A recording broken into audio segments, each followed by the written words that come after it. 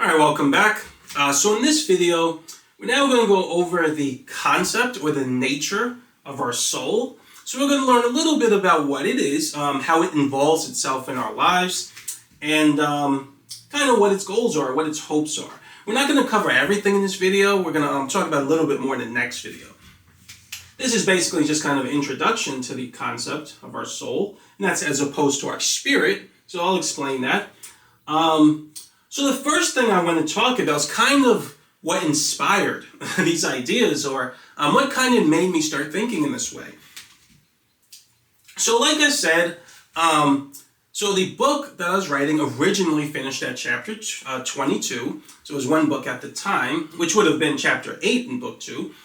And so I had a spiritual experience, which I talked about, and I started looking up a whole bunch of near-death experiences. So I started looking them up. I started studying them, and I started to think about them more. So I started to think more about the mechanics of how they work, right? And so one thing I noticed, and this is something atheists talk about a lot, it's really like the only thing they have, right? When they sort of try to dispute or debunk near-death experiences, there's one thing they hinge all of their claims on, right? Now, you can't really dismiss or dismantle kind of a system of thought or a theory that explains many aspects of reality based on kind of a single seemingly counterfactual toward it, right? You need to show a consistent sort of dismantling, right? But that's what atheists do, because that's literally all they got.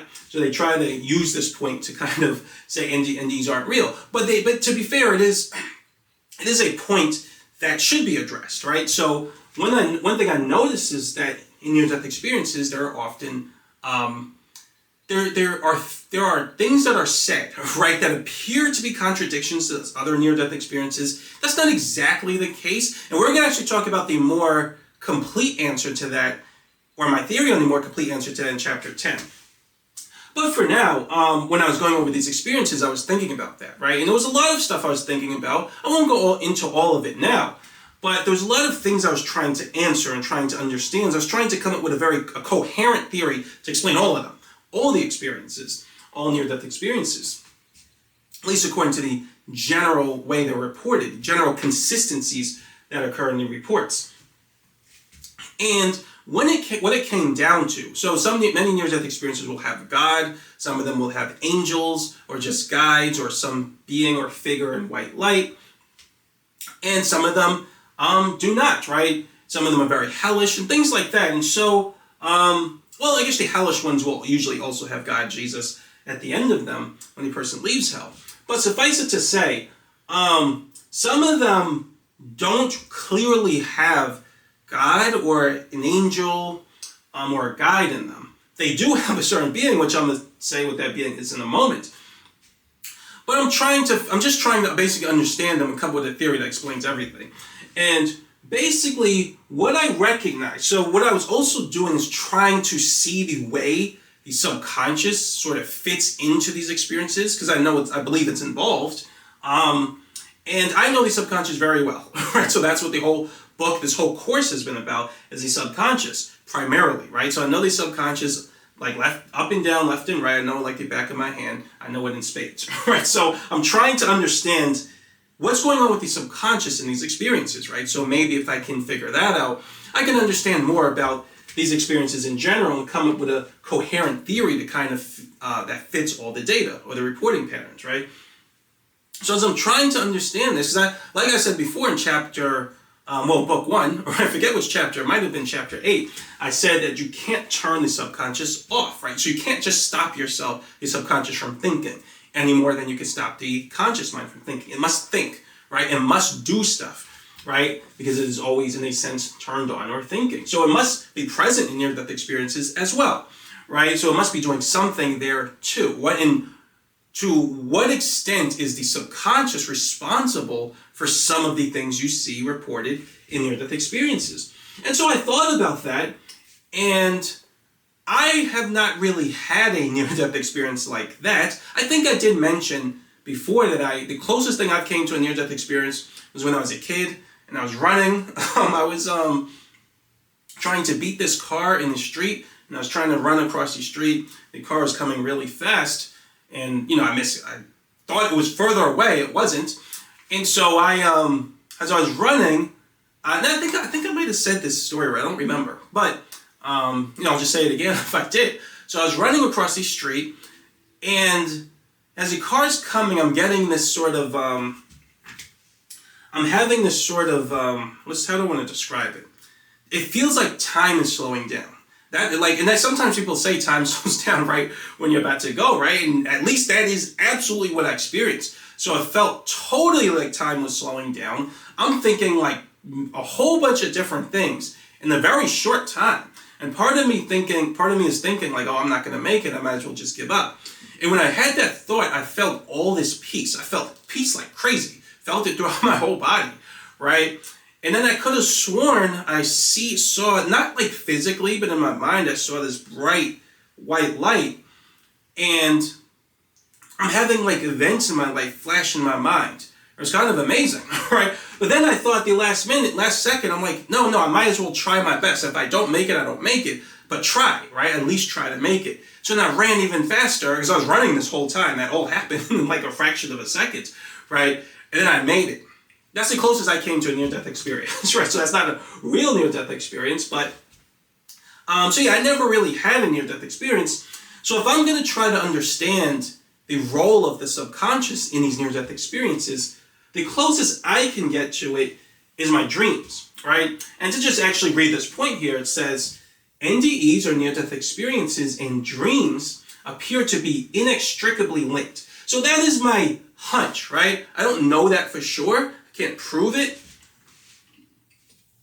I don't know that for sure. I can't prove it, but I believe it, right? I have this inkling that they're linked in some particular way, and that's based on what I see in dreams, right? Because in my dreams, I understand what the subconscious, kind of how it behaves, and when I'm having dreams, I also can't explain everything in terms of the subconscious. Like I know what the subconscious does. I know what it's supposed to do, right? If it's doing stuff in my dream that I can, whatever it's responsible for in my dream, I should be able to predict and theorize, okay, this is going to happen. And there's still things in my dreams that occur that I'm like, this is not consistent with the way I have modeled the subconscious mind, right? So there's some mystery here that I'm not sure about. Right, and I see that same thing in near-death experiences, right? So maybe some aspects of the near-death experience the subconscious is responsible for, right? So for example, a person's emotions, right? We can imagine that, they still come from the subconscious in near-death experiences, just like they do in the real world. But in the same way there are components of near-death experiences that I'm not able to fully explain, there's also components of dreams that I'm not able to fully explain in terms of the subconscious. So this is, like I said, this is a mystery to me. So I'm thinking about it. And as I think about it more and more, right, the only solution that I can think of is that there must be something else here, right? So there must be something going on here that is acting outside of the conscious mind and the subconscious mind, right? And also the body, the physical body, right? That's why I can't explain it in terms of those other phenomena, those other aspects of my awareness. Now, here's the thing, right? So we talked about transcendental connection. Could this be another being influencing my dreams and that's influencing near-death experiences? Well, it could be, right? Near-death experiences generally do have lots of other beings, right? So it could be God, it could be Jesus, right? It could be the Holy Spirit, it could be angels, right? Or guides. So there are other beings in these near-death experiences. But it's not necessarily, these beings at least don't appear to be in every near-death experience, and at the very least, they don't appear to be in every single dream, right? So these dreams, basically almost all of them have components that I don't seem to be able to explain, right, in terms of the conscious mind, subconscious mind, and the body, right? So is there a being that's just there all the time, right, that's doing this, if it's not God, Jesus, Holy Spirit? And so I'm thinking about it, right? And I'm like, it could be, right? So maybe there is a being, because the aspects of my dream that I can't explain, they appear to be, like I was saying before, first cause phenomena, right? In other words, they're not, you can't explain them in terms of some automated sort of process, right? This is something with an awareness, and it is using its free will to influence or impact my dreams. There's no way to calculate something like that, right? You can get a sense of almost the personality of this awareness and make predictions based on that, but there's not going to be an immediate sort of, or a purely perfect way of calculating it because it has a free will. So that appeared to be what was going on in my dreams, and in many near-death experiences, that seems to also be the case. There's something happening outside of the scope of your conscious mind and your subconscious awareness. And I'm not sure that it's always God, Jesus, or the Holy Spirit, right? Or angels. Because that you can almost kind of say that maybe that's the case with these near-death experiences. But then what about dreams? That doesn't appear to be the case with dreams. But because I dream all the time, right? And I always have this issue of some first cause event or first cause occurrences occurring in my dreams, it would seem to me if there is another being, it seems like it's with me all the time, right? It's always there. And including when people report near-death experiences, it seems to be there too. So it's just there all the time and never goes away. So if that's the case, it almost seems like it satisfies what you might call a condition, right? To be another form of awareness, right? What being has all this time to just monitor me all the time and appear in all of my dreams like that, right? Now, God could do it, no problem, but I don't think it is always God.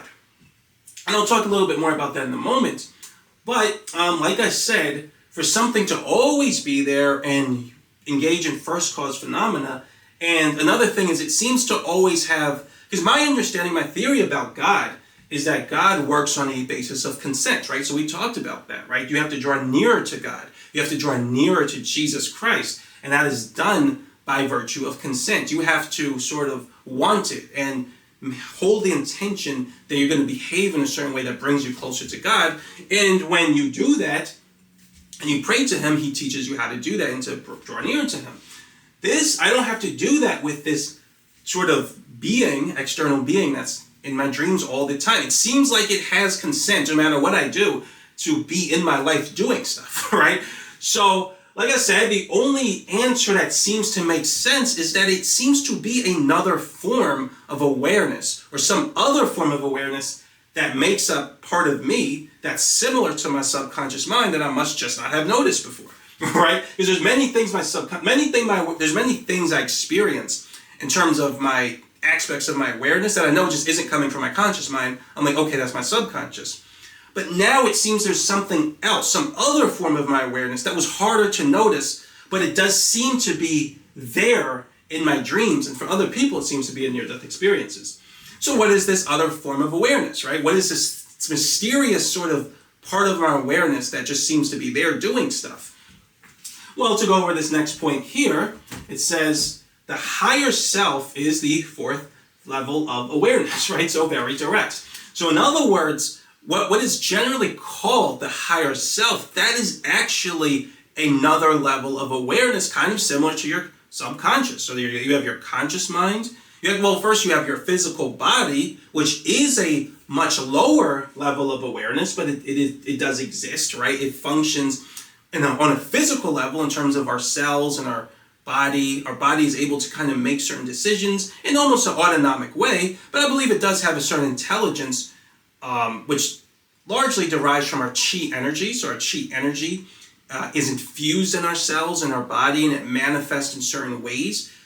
Many ways are in accord with our intention, but not always, right? So it is in accord with our etheric body, and I believe my body charges my subconscious to express itself in a way that controls my etheric body to manifest my chi to increase my vitality, right? So I kind of went through the chain of causes, but that's how it works. We talked about that in chapter 8, in the last chapter. But fundamentally, from that, you can kind of see a level of awareness in my physical body, right? If my blood sugar goes too high, my body will release insulin to try to bring it lower. And I know that, atheists and scientists will say, oh no, these are just autonomic processes. that have to do with blood sugar levels that go through the brain monitors it, and things like that. But like I said, I believe if you look deeper into the biology, we already talked about some of it with the placebo effect and things like that. That's not just something that, that doesn't just happen to be the result of things going on in your blood and your brain sort of measuring certain concentrations of blood sugar in your blood, or other things like acids and bases, things like that. You cannot explain the placebo effect in those terms, nor can you explain, I believe, stress in terms of cortisol and adrenaline and things like that, right? So we already see that. So in other words, there's an intelligence to the body that can't simply be explained in terms of molecular motion, right?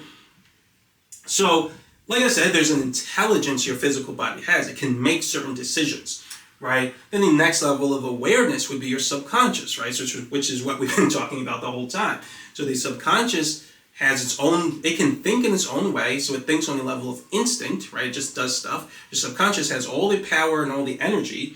It is basically, it listens to the body and the conscious mind, but even after being quantized, it still has some freedom to think on its own. And so that's thinking at the level of the subconscious, like the second level of awareness. Third level of awareness, of course, is your conscious mind, which has free will. And then we talk about that too. And then the highest level of awareness, or the fourth level of awareness, is your higher self. Now, so I have always heard of this idea of the higher self. I've never felt the need to really, how do I want to describe it? I've never felt the need to appeal to it, to explain things I've been observing. I certainly could have, because I didn't understand everything. But I just didn't feel comfortable. Like it needs to fit inside of a theory that makes predictions, right? So I never felt the need to sort of complete some theory with it. So I've heard this term, but I just never was like, I never really have any thoughts about it. I was like, if it's true in some way and I discover this truth, then eventually I'll get to it, right? But until then, I feel no need to refer to it. But, it's here is the first time I felt the need to refer to it, right? So I started, basically, in order to explain all of this stuff and make it work, I needed to appeal to this idea of a higher self, which, like I said, you will hear this term many times in spiritual communities. So what is the higher self, right? What more can we say about this mysterious fourth level of awareness? Well, before I go into it, I'm going to read this. Many Christians, right, they might be uncomfortable with this term, higher self. What is that? It sounds very New Age. Well, one thing I believe is no, right? I know it might be a little different, but I believe 100% that it is, not only is it real, I believe it's consistent with Christian ideas. I don't know that this is necessarily in the Bible. I believe the Bible does make a distinction between the spirit and the soul, which is what this is. But this is also mentioned in many near-death experiences. Like the main one which I think is really good is Carrie Cohen's near-death experience with the 5 Lessons of Life. I believe that's the name. She talks about this in detail, right? So that's a relatively Christian near-death experience, Christian-oriented. It's not directly sort of going over things you expect right out the Bible, but I believe it is aligned with Christian experiences. And I also asked God about this. I believe he confirmed this for me. David Diga Hernandez, so he also speaks to the Holy Spirit. He also mentioned a distinction. He calls before I actually get into it, so the higher self, in Carrie Cohen's experience, she called the higher self the soul, right? And the lower self, which is us, right, is the spirit. So I just started I'll use the terms higher self and soul interchangeably, right? So I just decided to use the name that she kind of used in her book. David Diga Hernandez kind of said something similar. I believe he switches the terms, which he'll call the spirit, which is just our conscious mind, presumably, and our subconscious. He calls the spirit he calls that component of us the soul, I should say. And the spirit is the higher self. So he switches the terms, but he says the same thing, right?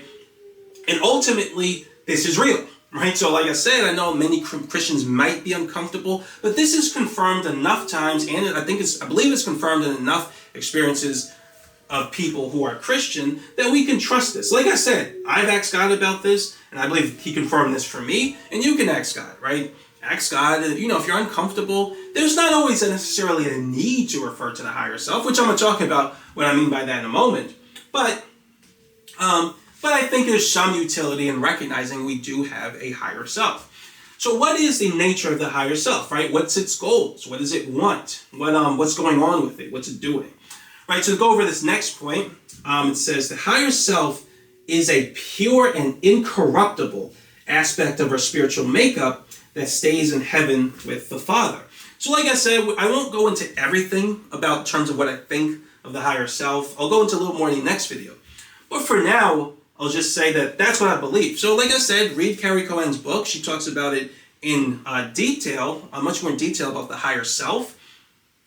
I forgot to mention another near-death experience, Vinia Hill. She also talks about the higher self. She had a really detailed near-death experience about the higher self. So did another guy, Lamar Dixon. He also had a really detailed experience, near-death experience with the higher self. And so you can look those up. So like I said, you hear about this a lot in near-death experiences. Some are more detailed than others. And that's kind of what I meant before about how some near-death experiences will have Jesus, the Holy Spirit, God, the Father, and they'll have angels, but sometimes they have the higher self in them too, right? So I'm trying to make a theory for all of this, right? To explain everything. And like I said, to make everything work, it seems like there has to be a higher self, which like I said, is what you see reported.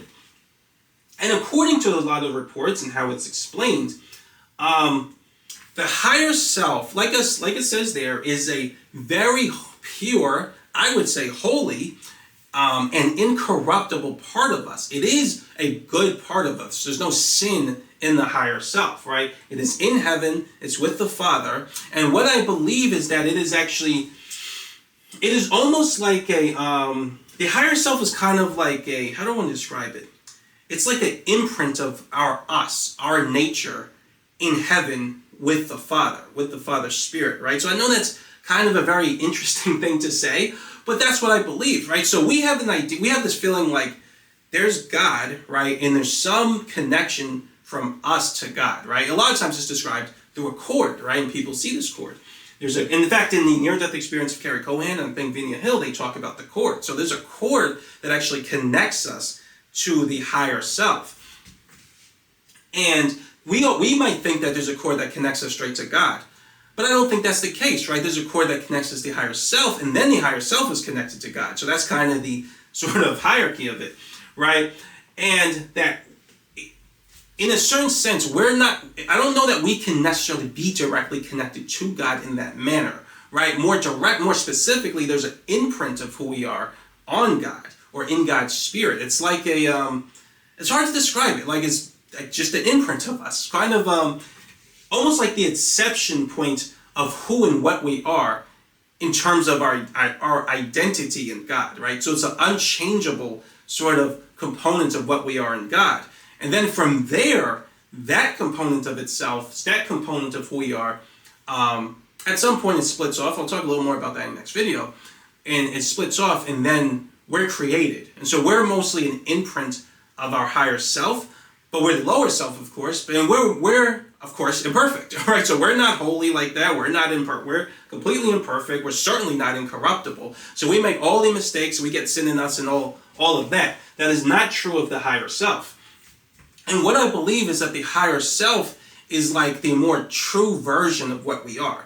The lower self spirit is kind of like, it's almost like a video game, right? So if you have a video game and you're playing with a character, you might look at that character and make certain assessments of that character's personality based on what it's doing. If the character could speak, right, you might make certain assessments about what it's saying and its personality and things like that. And that's kind of what we are.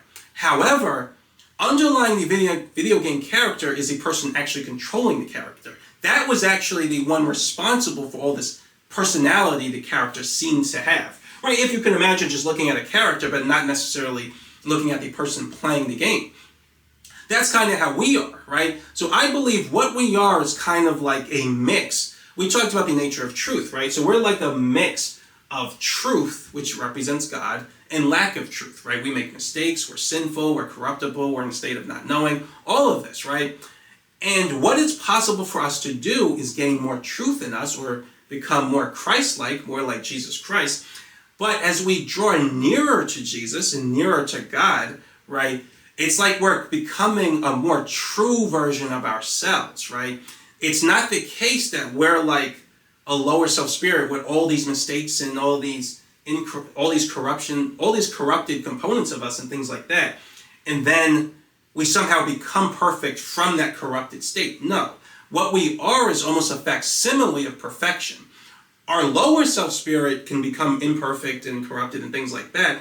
But as we remove those impurities, right, those sinful components with which we need Jesus to do, right, well, as we remove them, we become the more true version of who we are, right? And the true version of who we are, I believe, is the higher self. That's like our true personality, right? Because even though the higher self is one with the Father in heaven, first of all, the higher self is not God, right? It's still a lesser version. It's still less than what God is. God made us in his image, and I believe that especially applies to the higher self. So the higher self presumably is way more powerful and knows much more than us, but it still isn't God. It's still less than God, but way higher than us. I believe it's even higher than the angels.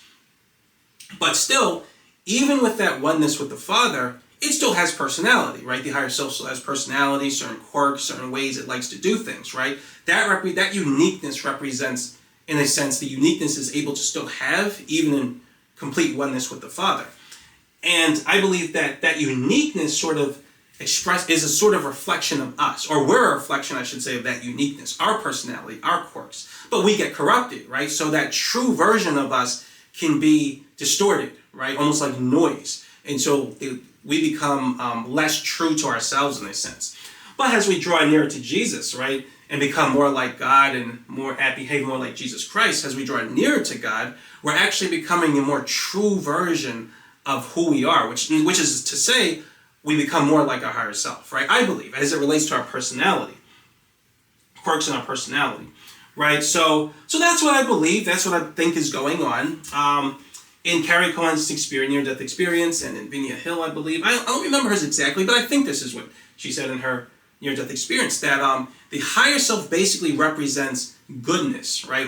Basically what you think of as God, right? The qualities you attribute to God, right? The higher self is in oneness with God, so it also has those qualities. So it represents goodness, purity, holiness, lack of corruption, or incorruptibility, right? And when we move away from that, so when we have free wills, right? So when we make choices that act against God or are not aligned with God's spirit, we're always moving away from our higher self too. Because again, the higher self and God are in alignment with each other. You can't draw near to your higher self and then not draw near to God also. God and higher self are in alignment. The higher self is in perfect alignment with God. So if I make decisions that draw me away from God, I'm also drawing away from the higher self. And that connection, I don't know if the connection can ever break or can be lost, but it is, in a sense, it's weaker to a degree, right? I don't know necessarily that how do I want to word it? Almost like the material making up the connection, it starts to damage. I'm not sure if that's true, but however you would define it, right? Our connection, our closeness to the higher self weakens, right? And so we start to lose the properties of the Father, which is basically just going into sin, right? Becoming more sinful and behaving more in a way that represents that which God is not, which is also that which the higher self is not, since the higher self is in alignment, right? So yes, as you're drawing near to God, you also draw near to your higher self. And so what does the higher self ultimately want? What does this pure and incorruptible component of us want? What's its desires, right? What does it do? Well, it's kind of a longer explanation than what I'm going to give in this video. But just to go here, ultimately what the higher self wants is the higher self wants us to develop a relationship with God and to know him, right? So that's the very abridged sort of overall version of what the higher self wants. So there's much more to say, but that's basically, just to sum it all up, that's kind of how you could describe it. The higher self wants us, the lower self spirit, to draw near to God, to develop a relationship with God. I'd say develop a relationship with Jesus Christ, to know him, right? Now, some people kind of, how do I want to word it? When they get into very New Age circles, they want to try to have a relationship with their higher self and get to know it and talk to it. I have never felt the need to do that. I have spoken to my higher self before, But I haven't felt the need to do that, and I don't think the higher self even kind of once you're doing that either, right? Based on things I've seen, because the higher self is there. Actually, let me get into this next point based on what I was going to say. So the higher self can plant suggestions in your subconscious, right? So in other words, the higher self it actually, like I said, it's a part of you, right? It is connected to you. It has consent in your life, which I'm actually going to talk about that more in a moment too. So it can plant suggestions in your subconscious, and it can guide you in different ways, right? And what it's often trying to do is guide you into having a relationship with God, right? When people try to talk to their higher self and things like that, you're already part of your higher self, right? You already have a relationship with it in a sense, because it's part of you. It is a part of who you are. It's part of your makeup. I don't know that you can have a relationship with your higher self any more than you can have a relationship with your subconscious. That's not exactly true. Your subconscious is just pure instinct. It doesn't really know what it's doing half the time, right? That's not true for your higher self, but I think you get what I mean, right? The goal in life is not to develop a relationship with your higher self. Your higher self does have purposes and it has goals, which we're going to talk a little more about that in the next video, and then also in chapter 10.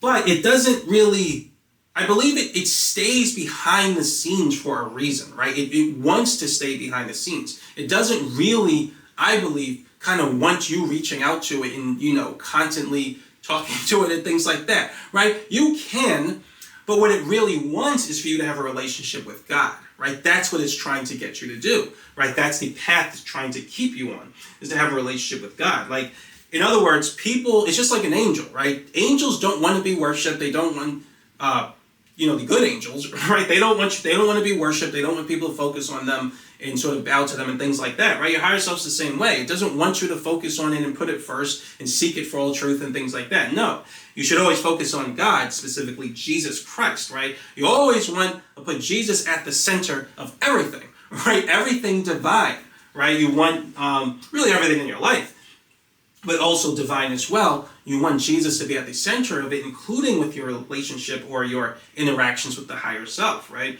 So, like I said, just like angels, the higher self doesn't really want to be, first and foremost for everything, you think about in terms of the divine.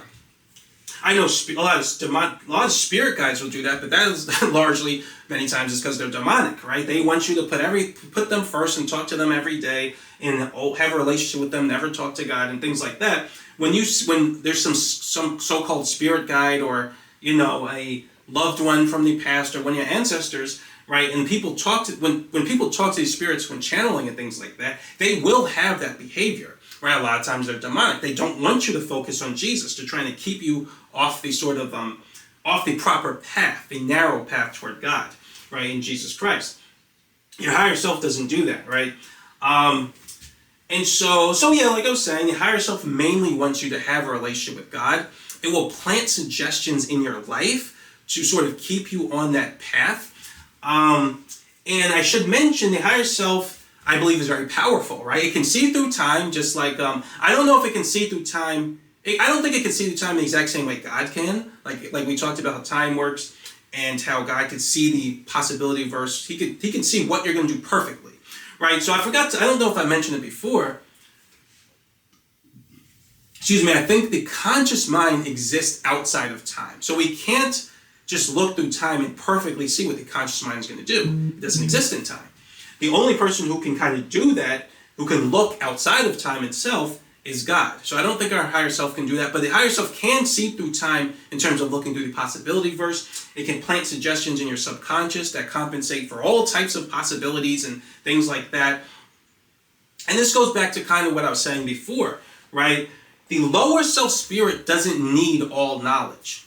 You're supposed to leave knowledge past a certain scope to like the higher beings. Leave it to the angels and God and your higher self, and they will use that sort of advanced knowledge about the future and the possibility verse and things like that to help you make certain decisions. Sometimes they'll give you certain visions or experiences in your dreams. Your higher self, yes, like I was alluded to earlier, your higher self can give you certain visions in your dreams or give you certain dreams. We're going to talk more about how dreams work in the next chapter, so I'm not going over too much here, but yes, your higher self is involved in your dreams, right? It's always giving you messages and things like that in your dreams.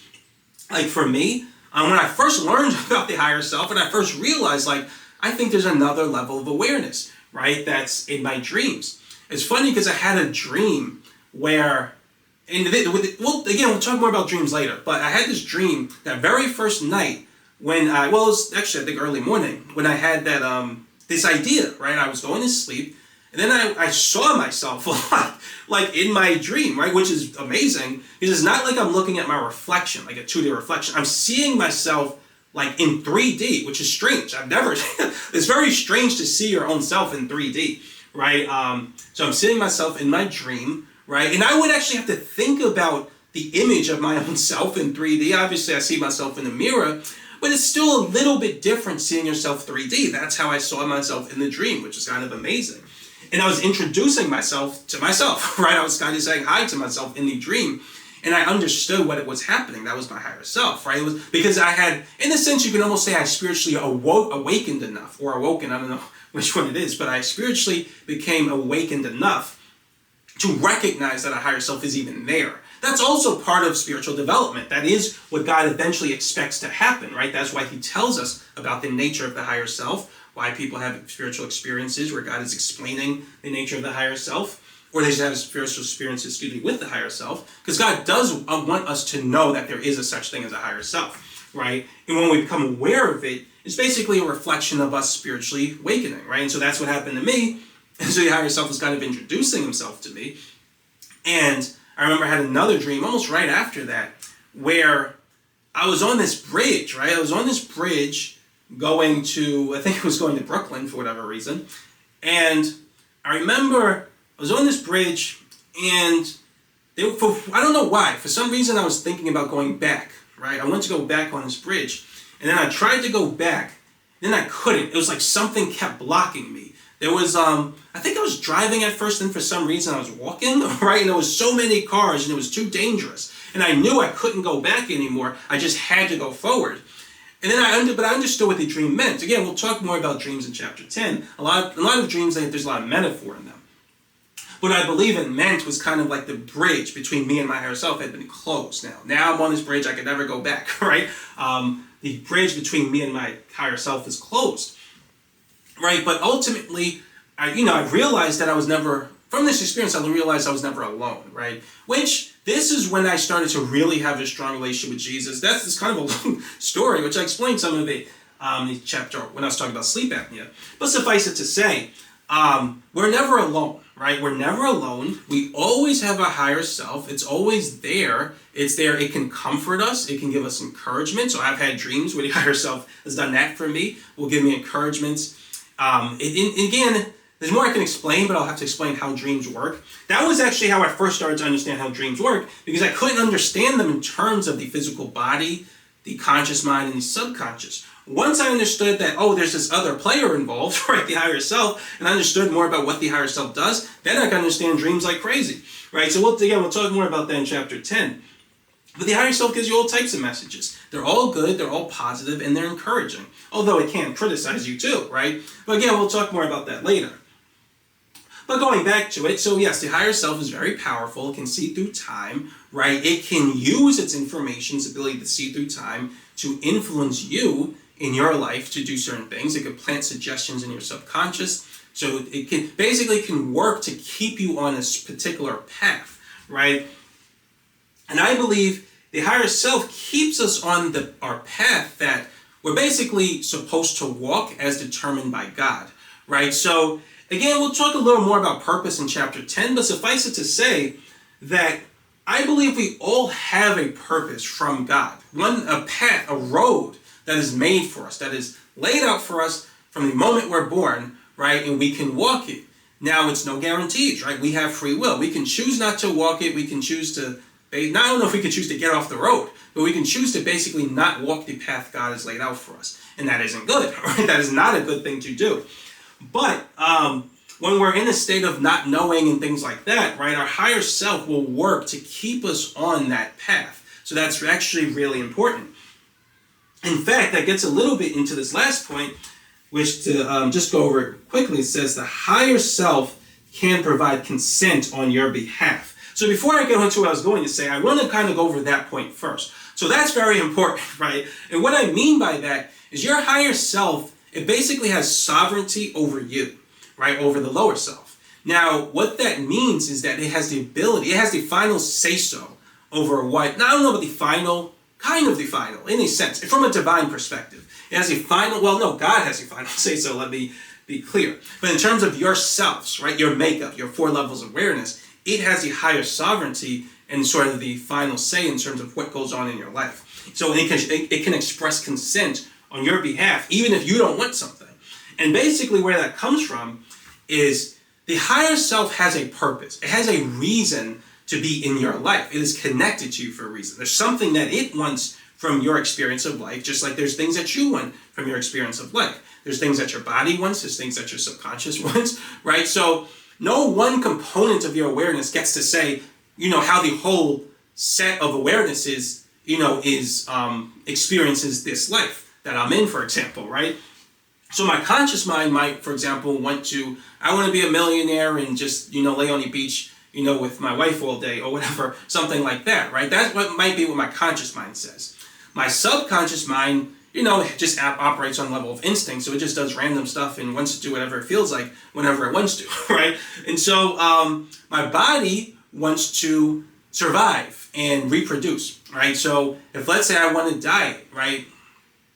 Let's say I want to diet and work out just to look good, not for survival or anything like that. My body would be annoyed with that. No. It's going to compel my subconscious mind to compel my conscious mind to eat food. I don't care that you want to diet. I don't care that you want to work out. That means nothing to me. I just want to eat food, get my fat reserves, filled up, put insulin in my blood to make sure there's enough energy in my cells, and I want to make sure everything's running smoothly, right? The conscious mind wants to work very hard, right, or stay up. The body says, I don't care what you want, right? I want to sleep. I want to go to sleep so I can get rest, so I can operate optimally and efficiently. I'm going to send the command to the subconscious, right, and compel you to sleep until you do it. So the different awarenesses want different things, and they're often at odds with each other. Sometimes you could be trying to focus on something, and if your subconscious is charged up, let's say at the love frequency, for example, it might constantly compel your mind to drift and fantasize about the girl that you like and things like that, when you want to, no, you don't want that. You want to focus on what you need to do. But the subconscious mind is charged up, is operating on instinct. It just keeps doing random stuff, and it wants you to go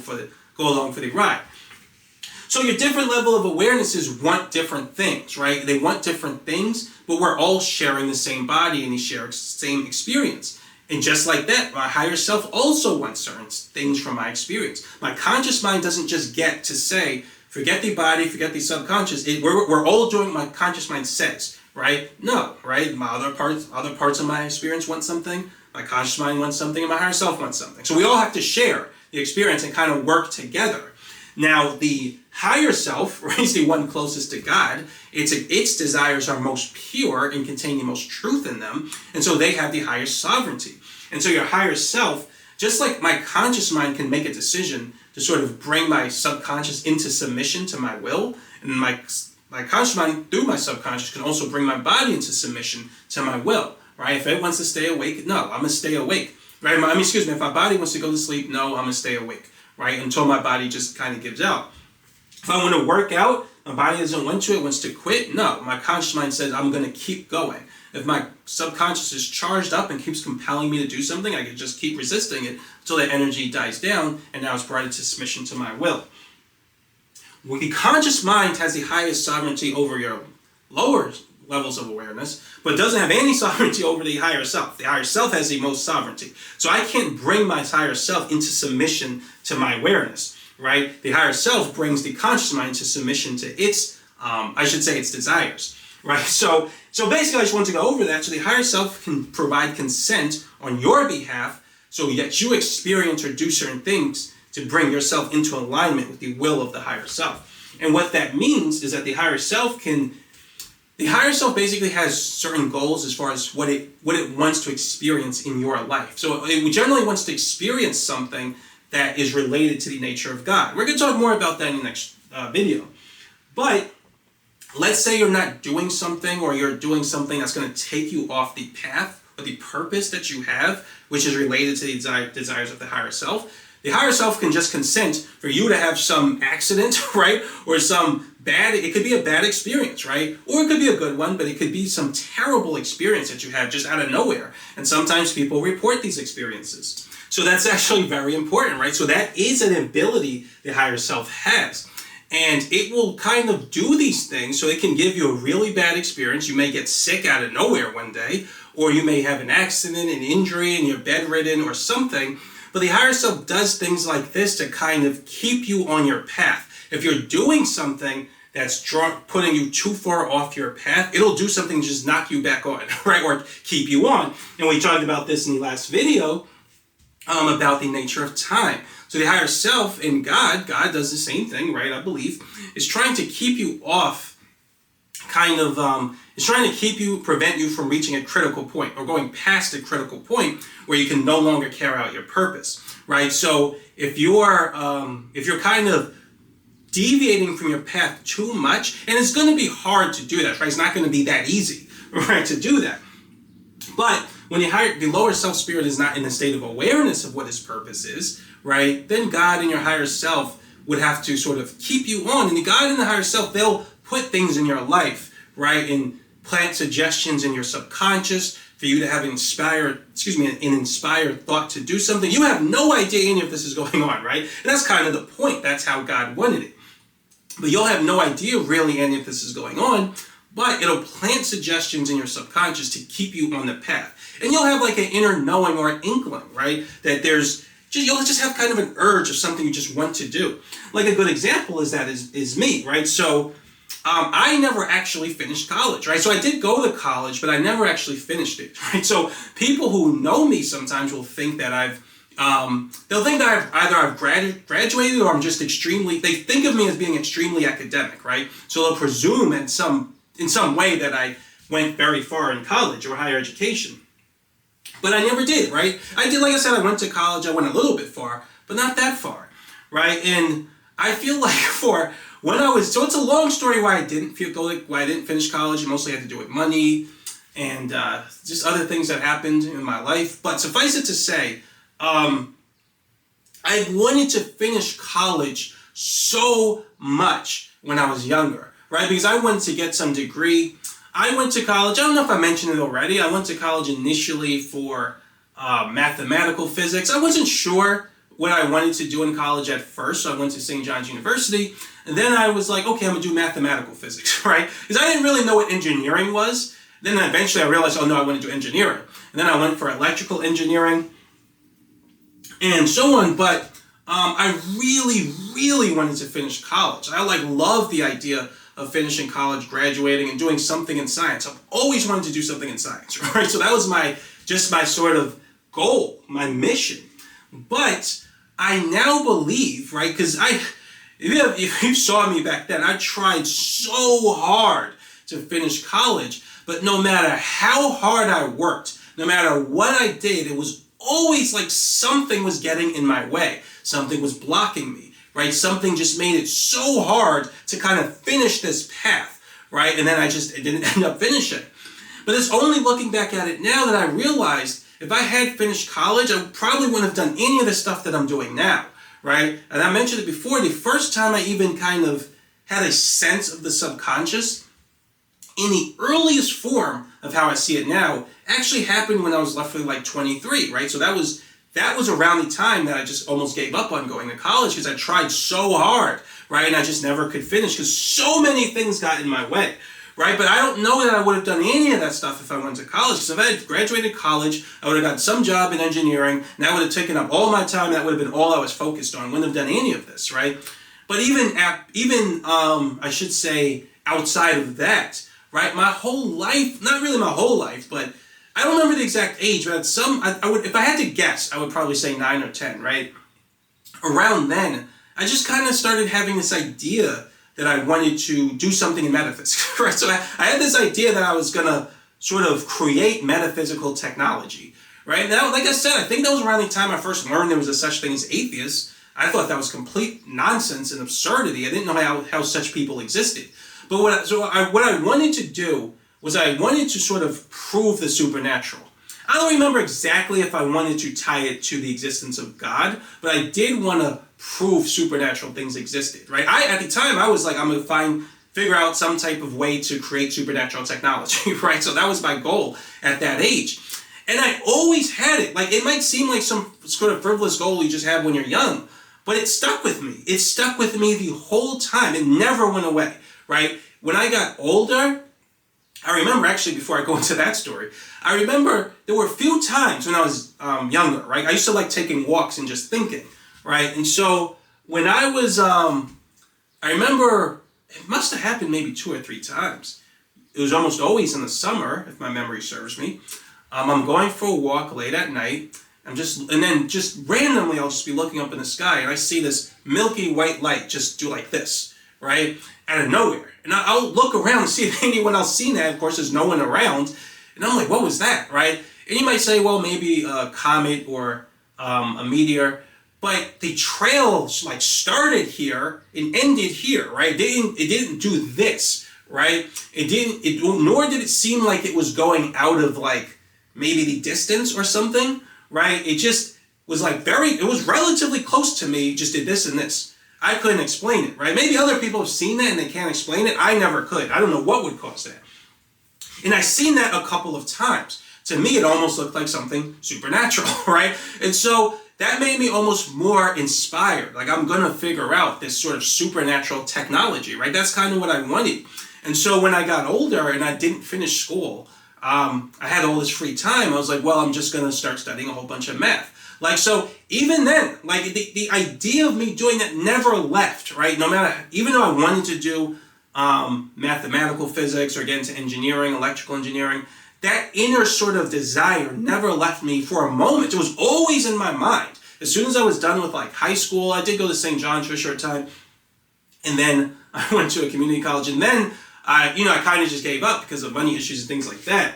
I was just like, okay, I'm just going to go back to this guy. It's just a thing that I always felt like I was going to do. It was like me, like I just knew this was the plan since, like I said, 9 years old.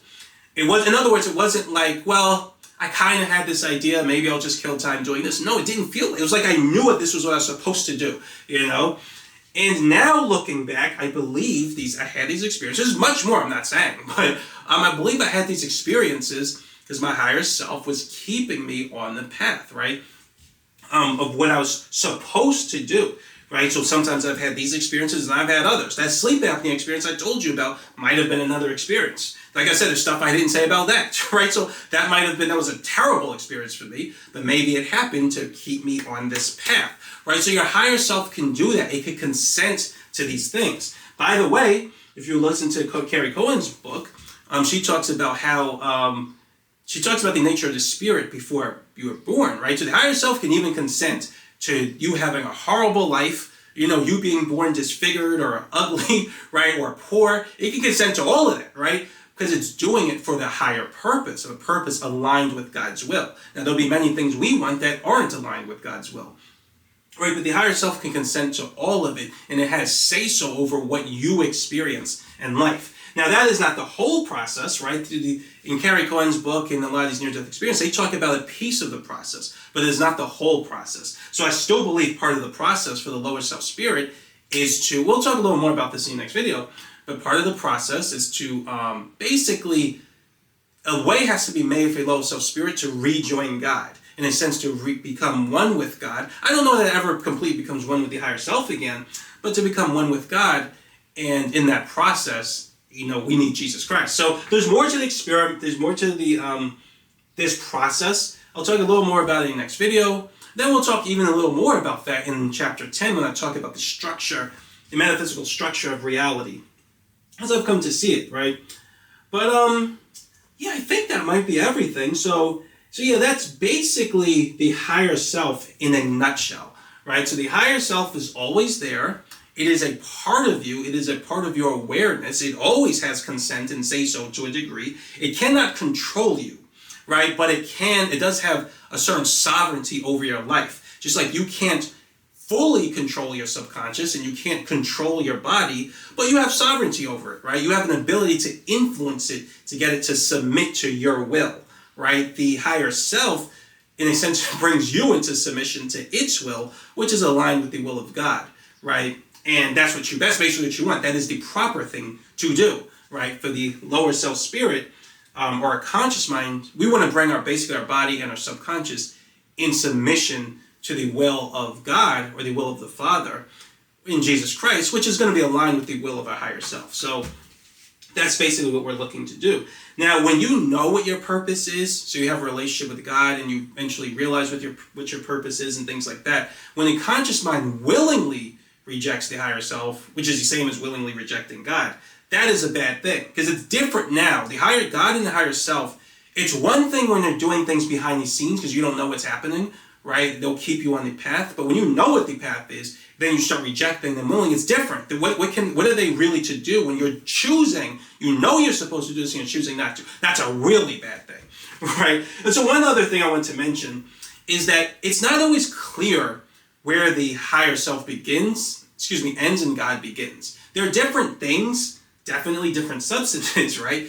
But they're in alignment with each other so much that it's not always clear. And that's why, for me, I've never really felt the need to have a relationship with my higher self. It doesn't seem to be that important, and my higher self doesn't seem to consider that important too. Like I said, I've spoken to my higher self, I've gotten messages from my higher self for sure, but it doesn't seem to be that important, right? Because like I said before, the main thing we want is to have a relationship with Jesus, right? He's always first. He's first, foremost. You put him basically before everything else. He's your mediator between God, the Holy Spirit, the angels, everyone, right? So in your higher self, you always put Jesus first. Now, unlike the angels, though, your higher self's already connected to you. It already has say-so over your life. It has higher sovereignty. It doesn't really need your consent for much of anything because it's part of you. It can give consent for you, right? It is you, right? But like I said, it's not always necessary to distinguish the nature of the higher self or speak to the higher self. I just speak to Jesus and I pray to Jesus, the Father, and the Holy Spirit, right? So I talk to them, and that's pretty much it. My higher self is there. Sometimes it responds and does things in my dreams. I never really know for sure if it's my higher self or God. Sometimes you know for sure if it's God, Jesus, or Holy Spirit. They make their presence very clear. And sometimes you're not sure. It could be one of them. It could be your angel. It could be your higher self. I'll talk a little more about that in the next chapter. But, so yeah, I don't feel the need to focus directly on my higher self and have a relationship with my higher self. But, I believe there's some utility in recognizing that it's there. But you mainly want to focus on God and focus on Jesus. So yeah, that's pretty much it. In the next video, I'm going to talk a little more about the structure of, how do I describe it? Basically, almost in a sense, the structure of reality, not in a detailed way. We're going to go over it a little more detailed in chapter 10. But I'm going to go over it in a kind of way that I think is an interesting way to think about. And that's as it relates to the nature of the higher self and the lower self spirit, and kind of how the higher self came to be, or how reality came into existence such that there's a higher self and a lower self spirit, right? It's kind of a good way to kind of describe it. So I want to go into that, and I think that'll kind of help you to kind of get a good sense of reality itself, kind of what we're all doing here, and kind of why there's difficulty in the world, and there's suffering, and there's evil, and kind of it'll give you like a deeper kind of inkling or sense of the purpose of life, right? And so, yeah, so we're going to go over that in the next video. But yeah, that's it for now. Thanks for watching, and I'll see you next video.